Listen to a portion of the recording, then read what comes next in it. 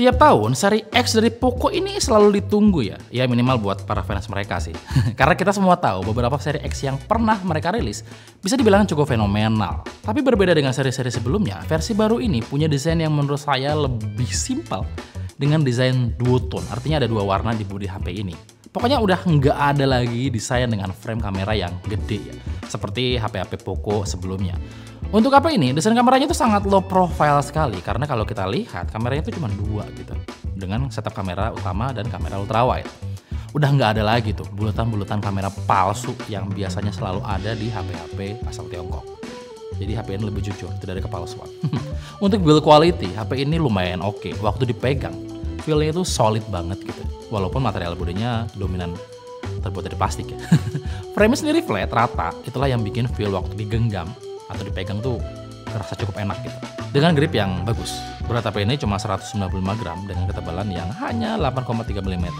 Ya sebenarnya HP ini tuh nggak tipis-tipis amat gitu. Tapi nggak tahu kenapa waktu dipegang tuh ada feel tipis yang saya rasain gitu. Kelengkapan di bagian sisi HP ini juga cukup lengkap. Di bagian kanan kita akan menemukan volume rocker dan tombol power. Di bagian atas ada speaker dan sensor inframerah. Sedangkan di bagian bawah kita akan menemukan speaker dan port USB Type-C. Serta SIM tray. Ada satu hal yang unik dari peletakan SIM tray-nya, di mana HP ini mirip banget sama HP-HP flagship yang selalu meletakkan SIM tray di bagian bawah di sebelah port USB Type-C. Jadi nggak kayak HP-HP mid-range sekarang yang tempat SIM tray-nya itu pasti di samping. Untuk layar HP ini ukurannya 6,67 inch beresolusi Full HD Plus atau kayaknya lebih tinggi deh kalau nggak salah. Lebih tepatnya itu kayak 2712 x 1220 pixel. Xiaomi sendiri ngasih nama dari layar HP ini dengan sebutan Crystal Rest Display. Refresh rate-nya sudah 120 Hz dan sudah dilindungi Corning Gorilla Glass 7i. Layarnya sendiri menurut saya bagus ya, gonjreng layarnya dan surprisingly dia udah support HDR. Jadi enak banget waktu dipakai buat nonton konten-konten HDR di YouTube atau di Netflix. Responsivitas layar di HP-nya juga bagus karena saya coba main real drum, nggak kerasa ada latensi gitu.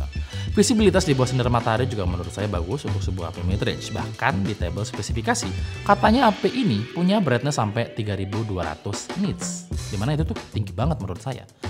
Emang dah, HP-HP zaman sekarang tuh jadi bagus-bagus banget buset.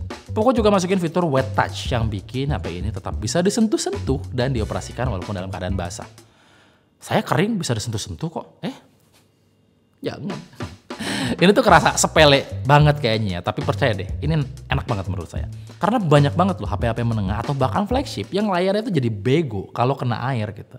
Saya mau pakai istilah tidak pintar tapi kayak kurang gede damage-nya gitu. Oke, but anyway lanjut ke performa. Nah, HP ini pakai SoC MediaTek Dimensity 8400 Ultra, sebuah SoC yang mereka custom sendiri khusus untuk HP-HP mereka. Itulah kenapa seri MediaTek yang ada embel-embel ultranya hanya akan kita temukan di HP-HP Xiaomi ataupun Poco karena memang SoC tersebut di custom sendiri oleh Xiaomi atau Poco. SoC ini ngebut banget menurut saya. Maksudnya bukan yang paling ngebut sih, tapi untuk SoC menengah udah sangat ngebut loh. Angka-angka yang didapetin oleh aplikasi benchmark tadi saja tinggi-tinggi banget. Misalnya Antutu yang tembus 1,6 juta. Ini kalau logo Poco-nya diganti dengan logo Oppo atau logo Vivo gitu. Saya yakin harganya akan di atas 8 juta mungkin. RAM di HP ini berukuran 12 GB. Kita juga bisa nambahin si RAM dengan virtual RAM hingga 12 GB lagi. Jadi total itu dia akan punya 12 tambah 12 berapa ya? Kan ceritanya kayak konten zaman sekarang tuh anak-anak sekolah ditanyain berapa kali berapa terus mereka bingung. Aduh ampun bener-bener anak-anak penerus bangsa nih sekarang kok begini kualitasnya ya. Kualitas pendidikan kita kok jadi kayak ini salah. Aduh jadi ngomongin itu lagi. Oke lanjut. Saya tahu ukuran 24 GB ini kayak terlalu too good to be true sebenarnya untuk sebuah smartphone mid-range ya. Karena sejauh ini HP-HP mid-range kalau jualan tuh selalu ngandelin virtual RAM kayak gini. Yang mana cara marketing seperti ini jarang dilakukan di HP-HP flagship. Tapi ukuran RAM 12 GB secara fisik udah tergolong besar menurut saya.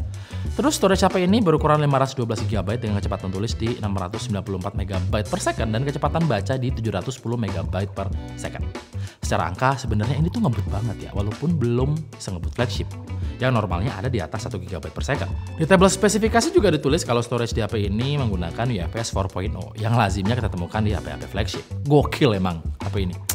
Mau heran tapi ini Poco gitu. Coba deh kalian cari, ada nggak HP di harga yang sama dengan HP ini tapi udah pakai storage UFS 4.0? Setahu saya nggak ada deh. Bahkan Vivo aja masih pakai UFS 2.2, harganya lebih mahal dari HP ini.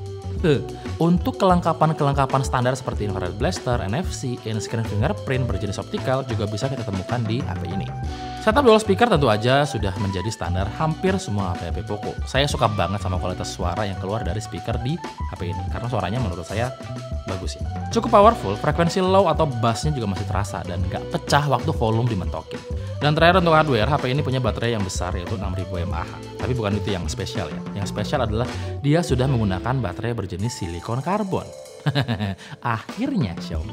Daya tahan baterai di HP ini menurut saya juga cukup impresif karena dalam pengujian dia bisa bertahan sampai 16 jam pemakaian non-stop tanpa bermain game. Dalam paket penjualan juga disertakan kepala charger dengan maksimal output 90 watt yang mampu mengisi baterai HP ini dari 0 sampai 100% hanya dalam waktu 36 menit aja.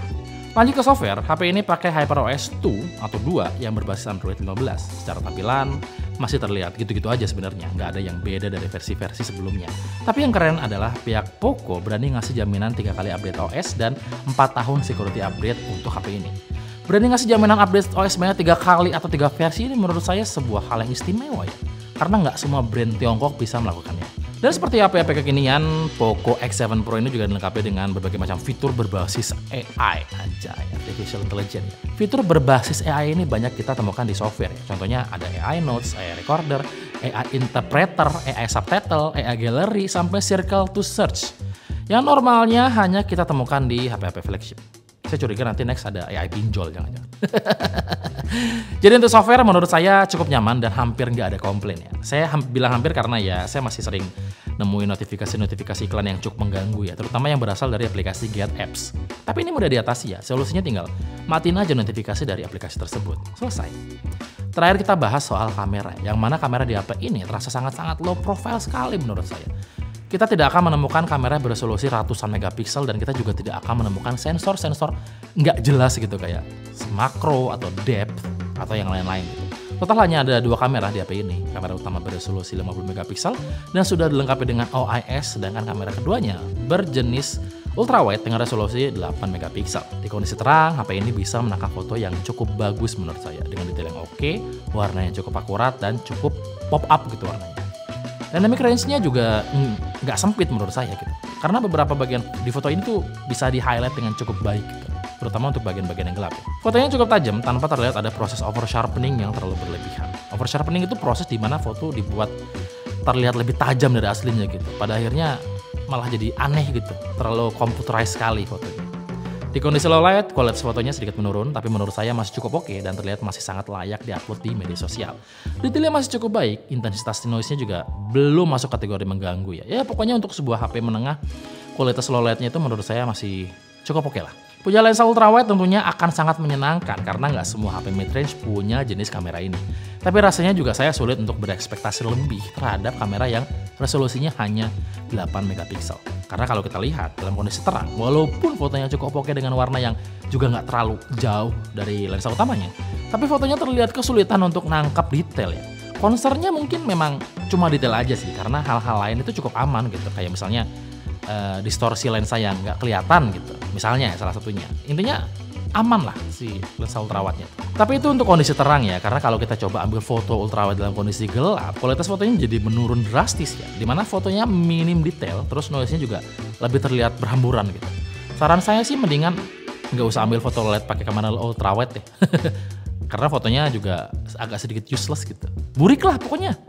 Kemampuan HP ini menangkap foto portrait juga menurut saya lumayan karena fotonya terlihat cukup oke dengan pemisahan antara background dan foregroundnya yang sekilas cukup rapi. Walaupun ada di beberapa kondisi dan skenario, HP ini masih cukup kesulitan terutama untuk bagian-bagian yang rumit seperti rambut, kacamata, dan telinga. Kamera depan HP ini beresolusi 20 megapiksel dengan kualitas foto yang ini juga bagus ya, terutama dalam kondisi terang. Tone warna kulitnya juga natural dan dynamic range-nya juga cukup luas.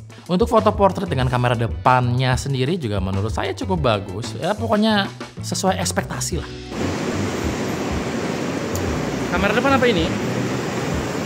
Hanya bisa merekam video di resolusi Full HD di 30 fps dengan kualitas seperti yang kalian lihat sekarang. Tidak ada perekaman 4K, sayangnya. Hasilnya lumayan, tidak terlalu berguncang. Kayaknya memang ada AIS-nya, stabilizer-nya. Tapi yang pasti kualitas gambarnya seperti yang kalian lihat sekarang dan kualitas suaranya seperti yang kalian dengarkan sekarang. By the way, saya lagi ada di tempat yang cukup ramai di stasiun LRT. Jadi suara jalanannya sangat terdengar.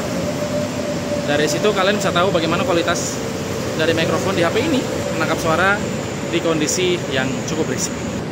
Ini adalah kamera belakangnya, bisa merekam video 4K di resolusi 4K, bingung gua. 4K di 60 fps, 4K 60 fps yang mana menurut saya ini bagus. Kualitasnya seperti kalian lihat sekarang, tajam. Tapi tambah HDR tentunya. Jadi kalau membelakangi sumber cahaya agak sulit di highlight. Kualitas suaranya seperti kalian dengarkan. Untuk gambarnya cukup oke.